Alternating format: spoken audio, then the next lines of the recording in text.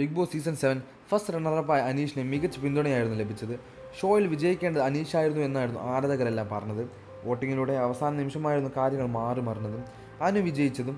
Big ബോസിന് ശേഷമായി ജീവിതം മാറിയെന്ന് അനീഷ് വ്യക്തമാക്കിയിരുന്നു. കോൺഫിഡൻറ്റ് ഗ്രൂപ്പ് ഉടമ CJ റോയ് അനീഷിന് 10 ലക്ഷം രൂപ സമ്മാനമായി നൽകിയിരുന്നു. സാധാരണക്കാരനാണ് എന്നതുകൊണ്ടാണ് ഈ സമ്മാനം. ഞാനും ഒരു സാധാരണക്കാരനായിരുന്നു, അദ്ദേഹം പറഞ്ഞത്. ഇപ്പോഴത്തെ ഷോയ്ക്ക് ശേഷമായി ഉദ്ഘാടന ചടങ്ങിലെത്തിയും ആളുകളുടെ ചോദ്യങ്ങൾക്ക് മറുപടി വൈറലാകുകയാണ്. നല്ലൊരാളെ തേടിക്കൊണ്ടിരിക്കുകയാണ്. ഒത്തുവന്നാൽ ഉടനെ തന്നെ കല്യാണമുണ്ടാകും.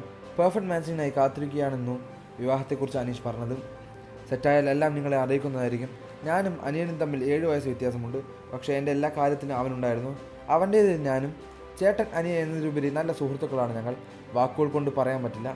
ഭാഗ്യം ചെയ്ത ആളാണ് ഞാൻ. ഇങ്ങനെയൊരു സഹോദരനെ കിട്ടിയതിൽ സന്തോഷം. ബിഗ് ബോസിന് ശേഷമുള്ള അനുമോളെ കണ്ടിരുന്നു എന്ന് മറ്റു ചിലർ ചോദിച്ചത്. സ്റ്റാർ സിംഗറിൽ പോയപ്പോൾ അനുവിനെ കണ്ടിരുന്നു. ഷെയ്ക്ക് ഹാൻഡൊക്കെ കൊടുത്ത് സംസാരിച്ചിരുന്നു. ബിഗ് ബോസിനുണ്ടായിരുന്നൊക്കെ കോണ്ടാക്റ്റ് ഉണ്ട്. ആരുമായി വഴക്കോ പരിഭവമോ ഇല്ല. ബിഗ് ബി വീട്ടിലായിരുന്നപ്പോഴും ആരോടും ദേഷ്യമില്ലായിരുന്നു.